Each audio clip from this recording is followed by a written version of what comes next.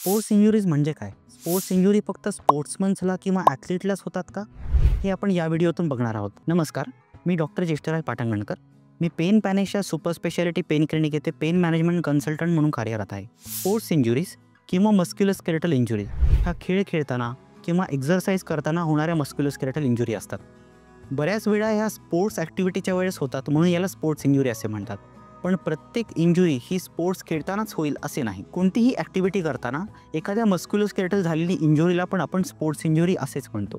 जसे की बऱ्याचशा प्रोफेशनमध्ये म्हणजे डॉक्टर्समध्ये ॲनेस्थेशिओलॉजिस्ट किंवा डेंटिस्ट ज्यामध्ये पुलिंगची ॲक्टिव्हिटी जास्त असते, त्यामध्ये टेनिस एल्बोचे प्रमाण बऱ्यापैकी जास्त आहे.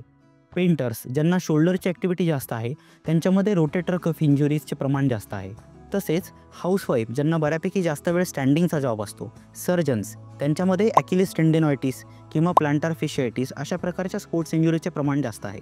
त्याचमुळे कोणतीही ॲक्टिव्हिटी ज्यामुळे मस्क्युलोस्केलेटल इंजुरीज निर्माण होतात त्यांना आपण किंवा जनरलाइज टर्ममध्ये स्पोर्ट्स इंजुरी असे म्हणतो. तर या स्पोर्ट्स इंजुरीजचे प्रकार नेमके कोणते असतात? एक तर ॲक्यूट इंजुरीज आणि क्रॉनिक इंजुरीज.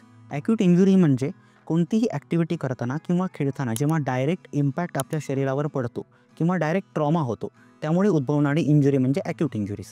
ज्यामध्ये आपण खेळताना अचानकपणे पाय ट्विस्ट होणे, नंतर पळताना वगैरे अचानकपणे थांबणे, या गोष्टीमुळे लिगामेंट्स किंवा टेंडन यांची इंजुरी निर्माण होतात. त्याला ॲक्यूट इंजुरीज म्हणतात. क्रॉनिक इंजुरीमध्ये रिपिटेटिव्ह ॲक्टिव्हिटी होत असते, म्हणजे ओव्हरयूज किंवा मिसयूज होतो. एखादी ॲक्टिव्हिटी करताना एखाद्या लिगामेंटचा किंवा टेंडनचा ओव्हरयूज झाल्यामुळे त्याची डिजनरेशन होते आणि डिजनरेशन झाल्यामुळे त्याची झीज होत राहते आणि झीज झाल्यामुळे उद्भवणारी इंजुरी जी आहे त्याला आपण क्रॉनिक मस्क्युलोस्केलेटल इंजुरी असे म्हणतो.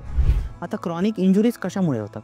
तर फॉल्टी टेक्निक किंवा फॉल्टी ट्रेनिंग, चुकीच्या पद्धतीने ट्रेन करून चुकीच्या पद्धतीच्या टेक्निक डेव्हलप केल्यामुळे स्पोर्ट्स इंजुरीज होण्याचे प्रमाण बऱ्यापैकी कॉमन असते.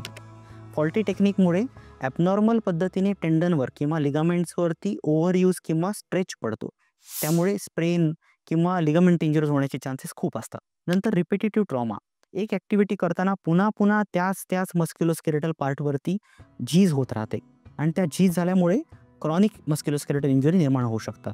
तिसरी गोष्ट म्हणजे एक्सेसिव्ह ॲक्टिव्हिटीज. यामध्ये कमी ट्रेनिंग घेतल्यानंतर गरजेपेक्षा जास्त वेळासाठी आपण एखादी ॲक्टिव्हिटी करत असू किंवा खेळत असू, त्यामुळे इंजुरी होण्याचे प्रमाण जास्त. या सर्व स्पोर्ट्स इंजुरीज खेळाडूंच्या इफिशियन्सी किंवा करिअरवर दीर्घकालीन परिणाम करतात, त्यामुळे याची ट्रीटमेंट करणे अतिशय आवश्यक असते. आता जर ॲक्यूट इंजुरी असतील तर ॲक्यूट इंजुरीमध्ये राईस प्रोटोकॉल आपण फॉलो करतो.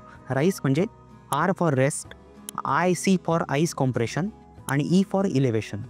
त्याचबरोबर आपण फिजिओथेरपी घेतल्याने ह्या ॲक्यूट इंजुरीज सेटल होऊ शकतात. आता क्रॉनिक इंजुरीज बऱ्या का होत नाहीत? तर क्रॉनिक इंजुरीजमध्ये जे टेंडन किंवा लिगामेंट असतात त्याला रक्तपुरवठा कमी असतो. दुसरी गोष्ट म्हणजे क्रॉनिक इंजुरीज असताना आपण त्या भागाची ॲक्टिव्हिटी तशीच ठेवतो किंवा त्याला रेस्ट जास्त प्रमाणात घेत नाही.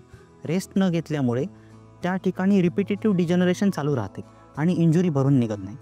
नंतर तिसरी महत्त्वाची गोष्ट म्हणजे ह्या टेंडन आणि लिगामेंटमध्ये मायक्रोस्ट्रक्चरल चेंजेस झालेले असतात, त्याच्यामुळे दीर्घकाळासाठी या इंजुरीज ॲक्यूट प्रकारच्या इंजुरीजच्या पद्धतीने लवकर भरून निघत नाही. आता ऑर्थोबायोलॉजिक्स किंवा रिजनरेटिव्ह मेडिसिनसारखे ट्रीटमेंट आपल्या या स्पोर्ट्स इंजुरीजमध्ये कशा फायद्याच्या ठरतात? तर ऑर्थोबायोलॉजिक्समध्ये आपल्या शरीरातील पेशी जशा की प्लेटलेट्स, बोन मॅरो किंवा मिझेनकायमल सेल्स आपण काढून घेतो.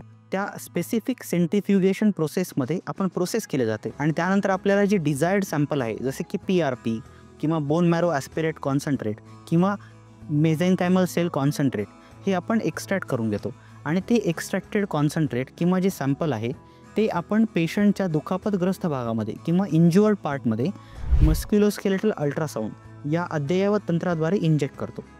त्यामुळे त्या ठिकाणी रिजनरेशनचे प्रोसेस ही फास्ट सुरू होते आणि दुखापतग्रस्त भाग हा लवकर भरून निघण्यास मदत होते. आता मस्क्युलोस्केलेटल अल्ट्रासाऊंडद्वारे आपण PRPचा वापर हा स्पोर्ट्स इंजुरीजमध्ये कसा केला जातो हे पुढील व्हिडिओमधून बघूया. अशा आपल्या क्रॉनिक पेनच्या अद्ययावत उपचारांसाठी या चॅनलला सबस्क्राईब करायला विसरू नका.